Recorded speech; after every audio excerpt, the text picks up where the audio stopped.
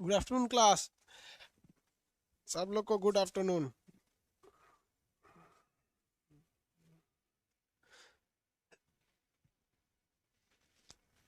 आपके एप्लीकेशन में new version नहीं आ रहा है, अपडेट करिएगा तो आ जाएगा। उसमें आप लोग के लिए फ्री में एनसीईआरटी की बुक्स ला दी गई है।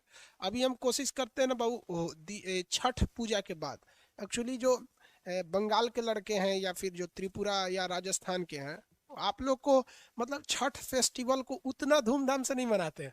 बट अगर आप बिहार में आइएगा या फिर यूपी का वो एरिया जो बिहार से सटा है, वहाँ दीपावली से ज़्यादा लोग धूमधाम से छठ मनाते हैं। तो एक लंबा प्रोसेस चलता है छठ फेस्टिवल का। तो आप लोग कभी लॉकडाउन खत्म हो जाए ना, कोचिंग में आइएगा, आप लोग के लिए एग्जाम इंतजाम करेंगे। इस बार लॉकडाउन में हम क्या कर सकते हैं? कुछ नहीं यार, हमको तो कुछ फेस्टिवल ही नहीं मना पाया आज 20 साल। तो बाकी के स्टेट वाले लोग छठ के लिए अब बिहार में आएंगे, तो छठ बाद हम सोचते हैं ना आप लोग के लिए बाकी सब्जेक्ट्स भी जो होते हैं ना, जैसे मान लीजिए आपके रीजनिंग वगैरह हो गए, इसके लिए आपको फ्री ऑफ कॉस्ट हम मतलब आपको प्रोवाइड करा सके। टीचर्स को हम सैलरी दे देंगे, आप फ्री ऑफ कॉस्ट पढ़ लीजिएगा। तो अभी उसको छठ के बाद हम उसके लिए ट्राई करेंगे। जो एग्जाम आते रहते हैं सब फाउंडेशन के लिए नहीं, जो कोई एग्जाम है जैसे बिहार में है, राजस्थान में, दिल्ली पुलिस में, यूपी लेखापाल है, ये सब टाइप के लिए, ताकि आप करिए कम से कम फी में आप लोग अच्छे से अच्छे रिजल्ट लाइए। रिजल्ट आने के बाद मिठाई उठाई लाइएगा लोग बढ़िया वाला। चलिए, सब लोग के पास पीडीएफ मिल गया ना? प्रिंटेड पीडीएफ सबके पास मिल गया? यस बोलिए लोग, यस। आज हम पूरा रिवाइज कराएंगे, पूरा एस्ट्रोनॉमी रिवाइज होना चाहिए, और नहीं तो कैमरा में से निकाल के मारेंगे आज, फोड़ देंगे कैमरा हम, फिर क्लास बंद हो जाएगा। सबको मिल गया पीडीएफ? यस। चलिए भाई, मिल गया। चलिए, जिन लोगों को पीडीएफ नहीं खुल रहे होंगे ना, एक सेकंड देखें मोबाइल, देखिए एप्लीकेशन, हाँ। देखिए बाबू, जिन लोगों को पीडीएफ नहीं खुल रहा है तो आप लोग देखिए ध्यान से यहाँ पर, इस पीडीएफ को कैसे करना है। यहाँ पे आपको जाना है अपने बैच में, या लाइव बैच है, जब बैच में चले गए, बैच में जाने के बाद आपको आपका सब्जेक्ट कौन सा है, तो आपका सब्जेक्ट है ज्योग्राफी, ज्योग्राफी में चले गए। आपके प्रीवियस क्लासेज जो है उसमें चले जाइए, और यहाँ लिखा होगा नोट्स, उसमें लिखा होगा ज्योग्राफी का न्यू। इस पे क्लिक करेंगे ना तो ये पूछता है कि आपको किस फाइल में चाहिए। तो आपको चाहिए ड्राइव पीडीएफ व्यू। इसमें देखिए जेपीजी आप लोग में खुलेगा कि नहीं, एडिट तो करना नहीं आप लोग को, केवल क्या है, ड्राइव पीडीएफ व्यू। अब ये सब में देगा, ये यहीं जाता है पीडीएफ वाले में।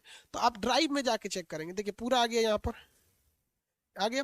और आप कहते प्रिंटेड करके खूब अच्छा सजा दी, लेकिन इसमें वो गलती हो गया। ये ज्योग्राफी का टॉपिक है, उसमें इतिहास लिखा गया। समझ रहे हैं ना यार, आप समझिए उतना। ज्योग्राफी का है और उसमें इतिहास लिख दिया। मेरा टाइपराइटर जो है ना, बड़ी फास्ट मारता है, टाइपिंग करता है। राजस्थान का है, राजस्थान का है, बड़ी फास्ट मारता है, 2 दिन में मार देता है पूरा। लेकिन देखिए गलती क्या किया, सजाया कितना बेहतरीन ढंग से, लेकिन गलती कर दिया। और इसमें एक चीज गड़बड़ हो गई है। आप इसके पेज नंबर 1 पे आइए, जो फिगर है थोड़ा बहुत तो आपको पढ़ा दिए हैं, आप इसमें सुधार कीजिएगा। बाबू जो फिगर है ना, तो लाल दानव के बाद श्वेत वामन बनता है, उसके बाद फिर लाल दानव बना दिया उसने, तो आप इसको सुधार लीजिएगा। देखिए फिगर में जो फर्स्ट फिगर है ना, पूरे के पेज नंबर 1, पीडीएफ का पेज नंबर 1, तो उसमें बस आप सुधार लीजिएगा इसमें। देखिए वहां पे क्या दिया है, देखिए पहले तो विरल गैस रहता है, फिर निहारिका रहता है, निहारिका के बाद लाल दानव, इधर क्या बनता है, अभिनव तारा, फिर न्यूट्रॉन तारा, फिर ब्लैक होल, और यहाँ बनता है श्वेत वामन, और यहाँ बनता है काला वामन ना, काला वामन। तो इसको भी उसने क्या लिख रखा है, लाल दानव लिख रखा है। तो ये ना लाल दानव होता है, इसको थोड़ा सा सुधार लीजिए। एक और लड़का इसको फिजिक्स में पूछ रहा था कि सर वहां पे काला वामन होगा, लाल दानव लिखा हो। अरे बकलोल, फिजिक्स में फिजिक्स का टॉपिक पूछा करो। ये हो गया ना, इसको सुधार लीजिएगा। थोड़ा बहुत मिसप्रिंट हो जाते हैं। अब आप पढ़े हैं, पढ़ा चुके हैं, अब ऐसा नहीं है कि आप लोग को बिना पढ़ाए हुए ये सब चीज़ दे रखे हैं हमने। पूरा पढ़ा दिया है। थोड़ा बहुत इधर कॉमा फिल स्टॉप गलती होगा या फिगर वगैरह, तो आप समझ जाइएगा। ये चांद वाला फिगर आप लोग से कम बन पा रहा होगा, तो आप उसको बना लेंगे चांद वाला। देखिए कितना बेहतरीन ढंग से इसको चांद को बना दिया है। आप अच्छे से इसको बना के रखेंगे, आगे बढ़ जाए।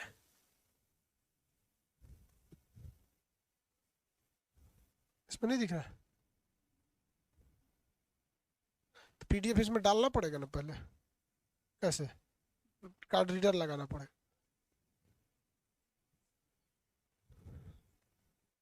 चलिए ध्यान देते हैं हम लोग इसको।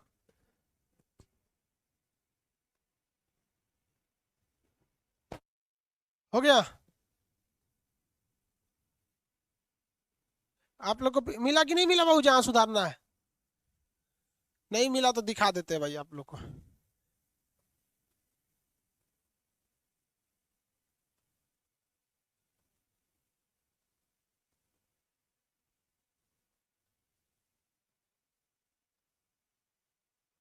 इसको आपको दिखा देते हैं पीडीएफ को खोल के। थोड़ा सा स्क्रीन में थोड़ा सा प्रॉब्लम है बाबू, 1 मिनट बस रुके रहिएगा लोग। स्क्रीन पे कुछ नहीं दिख रहा होगा, बस 1 मिनट रुके रहिएगा आप लोग। आपका पीडीएफ ले आ रहे हैं इसलिए थोड़ा सा स्क्रीन धुंधला हो गया।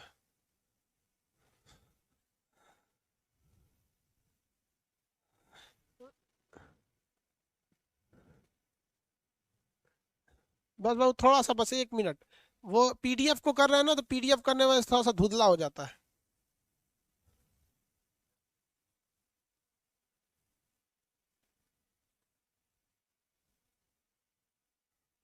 ये ना, हो गया कि नहीं? हो गया। इस वही तो कर रहे हैं तुमको, तो तुमको ना पता है, स्टूडेंट्स को क्या पता है। हाँ चलिए बाबू, हुआ कि नहीं जी? चलिए देखा आपका, यहाँ देखिए अब इंपोर्ट में कहाँ गया, डाउनलोड में गया होगा ना।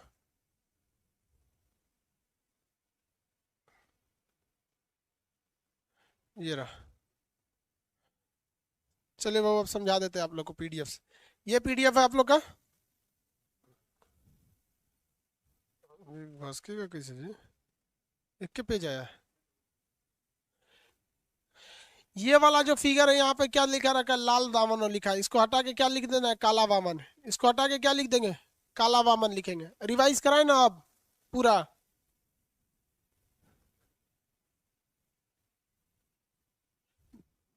चलिए अब सब लोग कॉपी किताब को क्लोज कर दीजिए।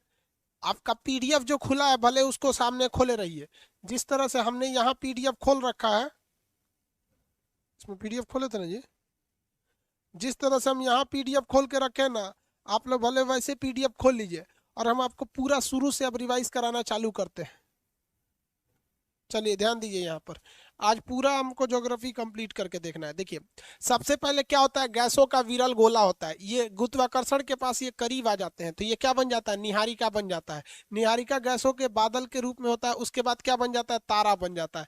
निहारिका के बाद तारा बनता है। अब बताइए, तारों में न्यूक्लियर फिजन होता है, नाभिकीय संलयन जो हाइड्रोजन बम में होता है। इसका टेम्परेचर बहुत ज्यादा होता है और इसमें हाइड्रोजन का हीलियम में संलयन होता है। और किस अवस्था में होता है, तो प्लाज्मा अवस्था में होता है। तारे के पास अपनी ऊष्मा होता है, अपना प्रकाश होता है। तारे जो होते हैं ये चमकते हैं, जब इनका टेम्परेचर बहुत कम होता है तो ये लाल दिखते हैं, ज्यादा होता है तो सफेद दिखते हैं, और बहुत ज्यादा हो जाता है तो नीले दिखते हैं। अतः तारे का रंग उसके पृष्ठ के तापमान पर निर्भर करता है। तारा समझ में आ गया किसी को दिक्कत? अगर ये तारा चंद्रशेखर सीमा यानी 4.44 से क्या है, छोटा है। 1.44 से क्या है, छोटा है, सूर्य के द्रव्यमान के 1.5 गुना से छोटा है, तो क्या बनेगा, श्वेत वामन व्हाइट ड्वार्फ। इसे जीवाश्म तारा कहते हैं। उसके बाद ये चमकना बंद कर देगा तो ब्लैक ड्वार्फ यानी काला वामन बन जाता है। लेकिन अगर कोई तारा चंद्रशेखर सीमा से बड़ा है, यानी सूर्य के द्रव्यमान के 1.5 गुना से बड़ा है, यानी सूर्य के द्रव्यमान गुणे 1.44 है, तो वो ब्लास्ट करेगा, उसे हम अभिनव तारा कहते हैं। अभिनव तारा एक विस्फोटक तारा होता है, इसमें कोई भी पदार्थ कार्बन लोहा में बदलने लगता है और ये भारी होने लगता है, जिस वजह से ये ब्लास्ट कर जाता है। ब्लास्ट के बाद ये क्या बनता है, न्यूट्रॉन तारा बन सकता है, जिस पे कोई चार्ज नहीं रहेगा। बहुत तेज घूमेगा तो क्वेसर या पल्सर का रूप ले सकता है, क्वेसर या पल्सर का रूप ले सकता है। लेकिन अगर ये सिकुड़ के बहुत छोटा हो गया तो इसका बन जाएगा, ब्लैक होल बन जाता है। ब्लैक होल का घनत्व डेंसिटी सबसे ज्यादा होती है, ये प्रकाश को भी जाने नहीं देता है। ब्लैक होल की खोज चंद्रशेखर ने किया था। ब्लैक होल के एक मिट्टी का भार 10 हाथियों के बराबर होता है। ब्लैक होल समझा दिए थे। व्हाइट होल एक काल्पनिक परिकल्पना है, ये एक इमेजिनरी थॉट है, हकीकत नहीं है। ये व्हाइट होल के कहा जाता है कि जितने भी प्रकाश आ रहे हैं वो व्हाइट होल से आते हैं, ये हकीकत नहीं बल्कि एक परिकल्पना है। यहाँ तक समझा दिए थे। अगला टॉपिक ये एक दिन में समझाए थे। दूसरा, ब्रह्मांड किसे कहते हैं, दिखाई पड़ने वाले समस्त आकाशीय पिंड को क्या कहा जाता है, ब्रह्मांड कहा जाता है। जितने नए लड़के हैं उन लोग के लिए ये रिवाइज है, एस्ट्रोनॉमी खत्म कर दिए हैं। आप बहुत बाद में जुड़े हैं इसलिए आप प्रीवियस क्लास को देखते रहिएगा, जो छुट्टी है उसमें आप देखते रहिएगा प्रीवियस क्लास को।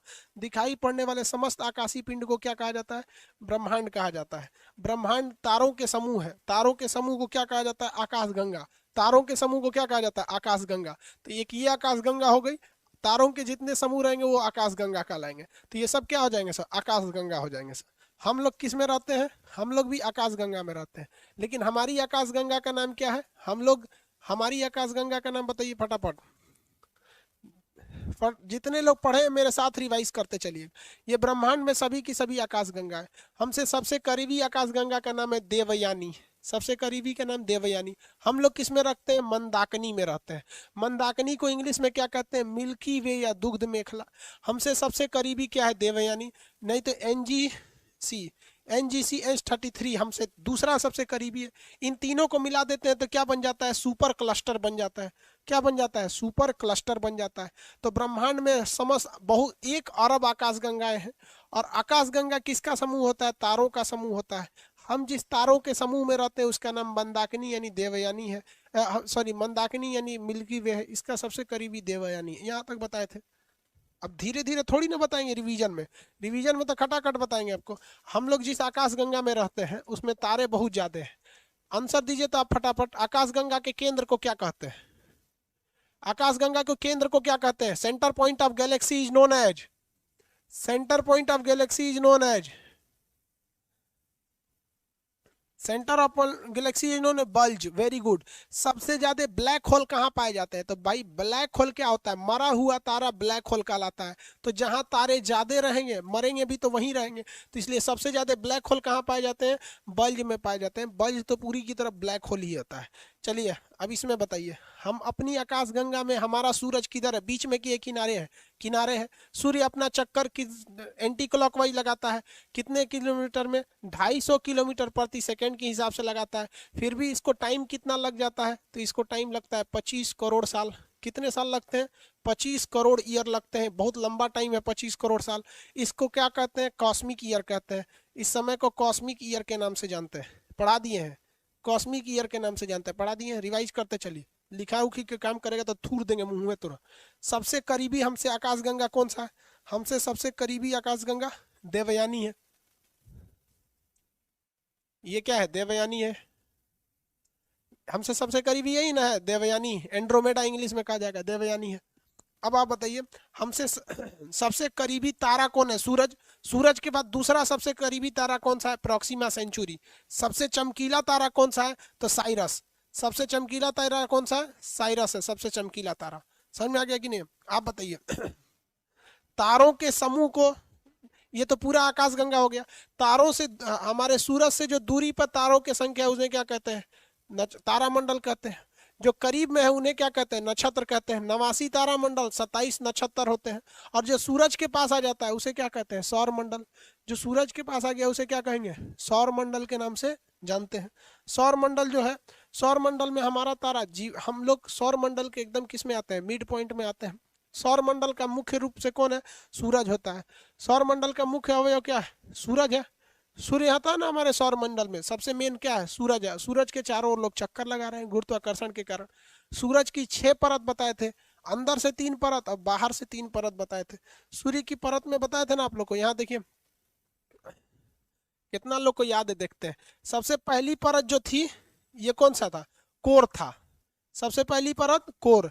कोर के अंदर क्या होता है? हाइड्रोजन का संलयन हो जाता है हीलियम में और यहीं से एनर्जी निकलती है। दूसरा क्या था? विकिरण यानी रेडिएशन जोन। विकिरण को इंग्लिश में क्या कहते हैं? Radiation zone. बताइए इसमें कौन कौन सी किरणें निकली थी? 3। गामा किरण, ये ज्यादा दूर तक नहीं जाती है इसलिए हवा में ही खत्म हो जाती है।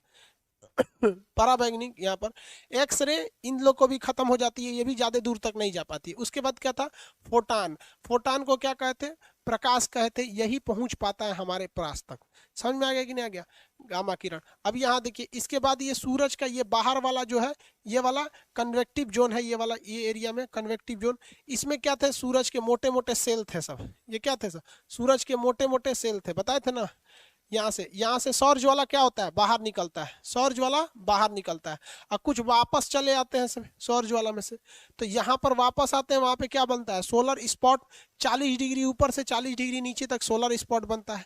एक बार जाने में 5.5 साल, आने में 5.5 साल, यानी एक सोलर साइकिल में कितने साल लगते हैं, 11 साल लगते हैं। एक सोलर साइकिल में 11 साल लगते हैं। इसे क्या कहा जाता है, सौर ज्वाला कहते हैं। जब ये पृथ्वी के ऊपर जाता है तो बताइए इसे क्या कहेंगे, अरोरा ओरियोलिस, और नीचे जाएगा अरोरा बोरियोलिस, नीचे जाएगा तो अरोरा ऑस्ट्रियोलिस।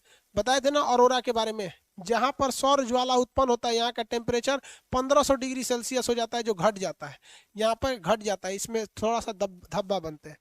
बताइए जब ये सौर ज्वाला पृथ्वी के वायुमंडल में प्रवेश करता है तो एक आवाज आती है, उस आवाज को क्या कहा जाता है, याद है कि नहीं इन सबको, आवाज है, याद है, आवाज को बताइए क्या कहते हैं। Saurabh Kumar whistler, very good, Rahul Kumar whistler, whistler. वो कह रहा है सर पिछला वीडियो नहीं चल रहा है, तो लाइव में चलाएगा पिछला वीडियो, प्रीवियस वीडियो में जाओ तब तो चलेगा। लाइव में केवल एक वीडियो चल सकता है, जिस दिन का है उसी दिन का, लाइव में केवल एक वीडियो, बाकी वीडियो प्रीवियस वीडियो में चलेंगे। इनका वीडियो नहीं चल रहा है, तनिक कह दो ना सनी लियोन का वीडियो चला।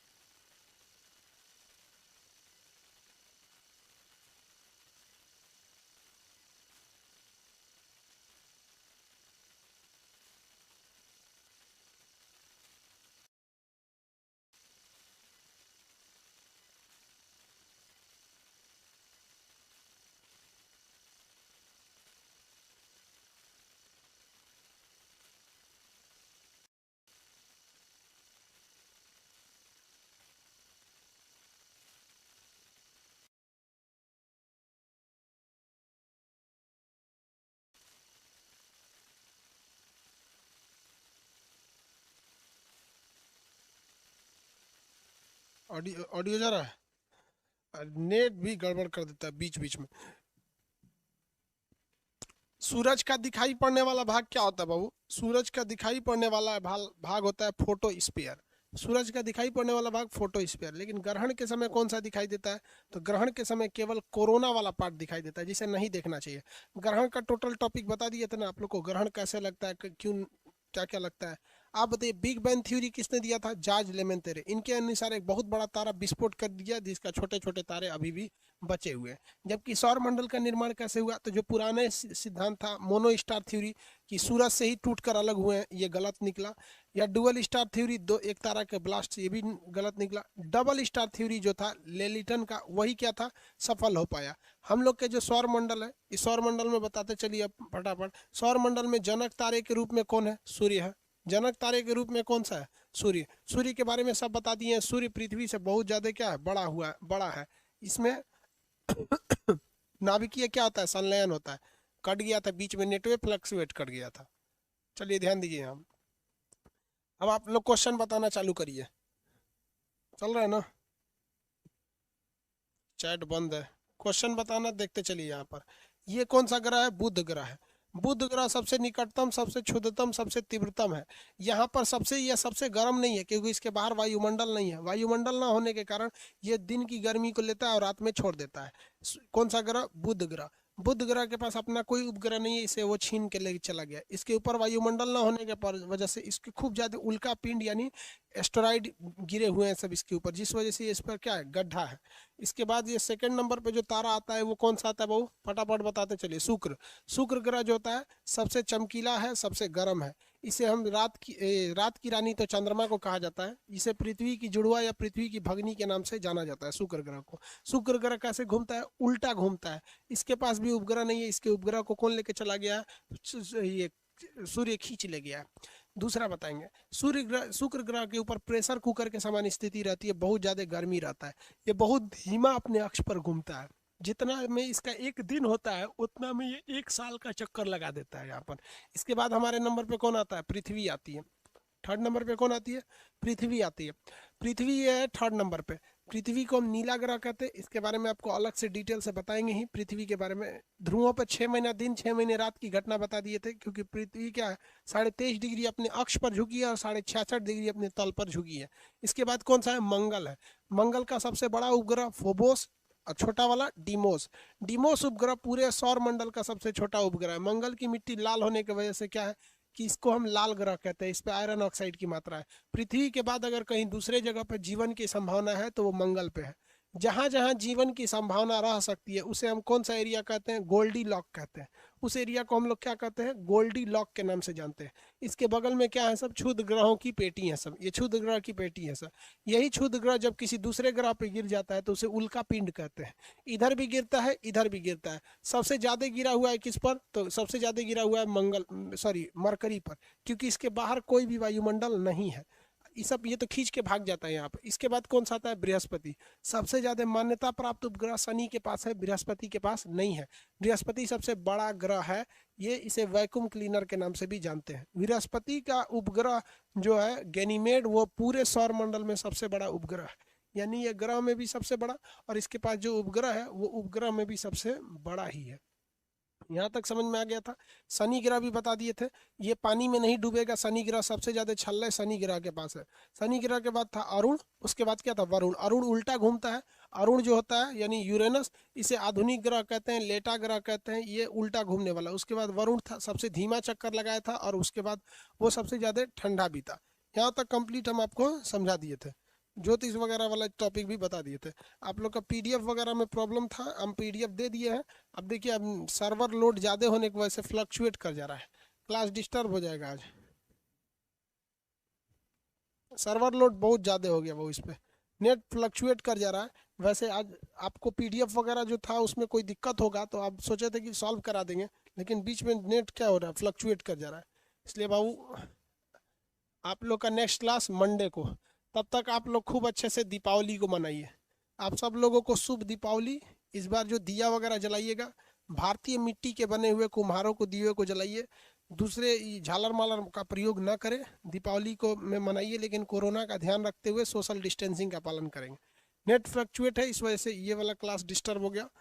और मंडे को हम करेंगे, तो मंडे को हम टोपोग्राफी स्टार्ट करेंगे। टोपोग्राफी, ये तो डाउट क्लास था, डिस्टर्ब होने की वजह से क्या बोलेंगे इसको यहाँ पे। बाकी एस्ट्रोनॉमी में कोई प्रॉब्लम होगा तो आप मंडे को पूछ लेंगे, नहीं तो मंडे को हम लोग टोपोग्राफी स्टार्ट करेंगे। उसके बाद स्टार्ट करेंगे जियोलॉजी। जियो